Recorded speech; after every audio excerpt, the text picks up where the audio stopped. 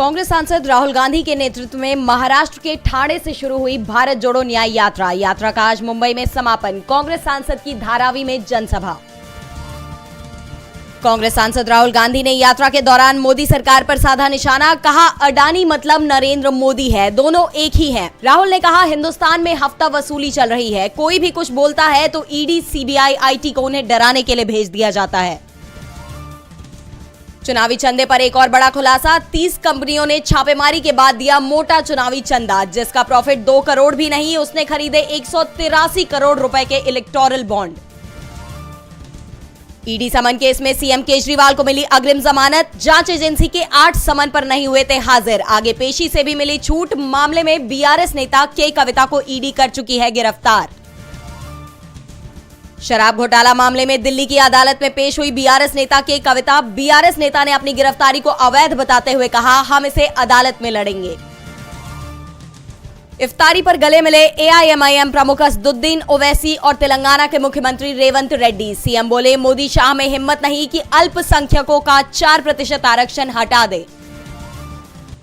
नागरिकता कानून में संशोधन के खिलाफ सुप्रीम कोर्ट पहुंचे ओवैसी, सीए पर रोक लगाने की मांग की। सीए के खिलाफ सुप्रीम कोर्ट में 237 पिटीशन पहले से ही दाखिल। प्रसार भारती बोर्ड के चेयरमैन नियुक्त किए गए पूर्व आईएएस नवनीत कुमार सहगल 3 वर्षों तक संभालेंगे कार्यकाल। पिछले साल आईएएस पद से हुए थे रिटायर। एनसीपी शरद चंद्र पवार गुट के प्रमुख शरद पवार से कांग्रेस नेता केसी वेणुगोपाल और रमेश चेन्निथला ने की मुलाकात। लोकसभा चुनाव के लिए सीट शेयरिंग पर हुई चर्चा। दक्षिण भारत में भाजपा को झटका, लोकसभा चुनाव से पहले पार्टी नेता और पूर्व सांसद एपी जितेंद्र रेड्डी ने कांग्रेस का थामा हाथ। मुख्यमंत्री रेवंत रेड्डी ने राज्य में सरकार के विशेष प्रतिनिधि और सरकार के खेल मामलों के सलाहकार के रूप में किया नियुक्त।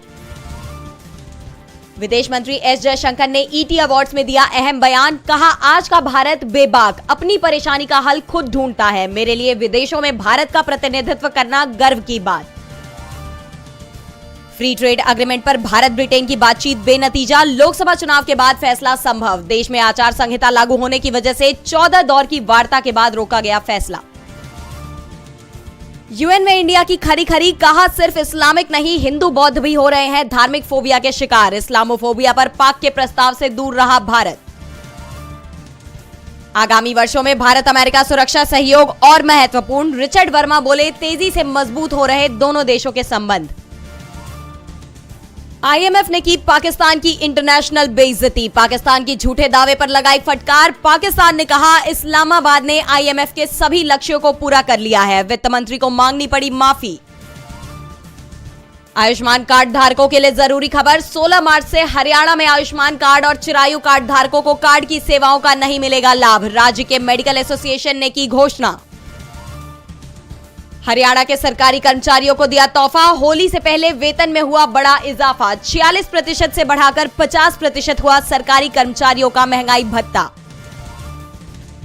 इस बार आईपीएल में श्रेयस अय्यर करेंगे केकेआर की कप्तानी, फ्रेंचाइजी के सीईओ का ऐलान, नीतीश राणा होंगे वाइस कैप्टन। सारा अली खान की फिल्म ए वतन मेरे वतन का पहला गाना जूलिया हुआ रिलीज, गाने के बोल सुन थिरकने पर मजबूर दर्शक। ट्रेलर रिलीज के बाद से ही चर्चा में बनी हुई है फिल्म। शैतान से पिटी योद्धा, सिद्धार्थ मल्होत्रा की योद्धा ने शुक्रवार को सिनेमाघरों में दी दस्तक। ओपनिंग डे पर की लगभग 4.5 करोड़ रुपए की कमाई।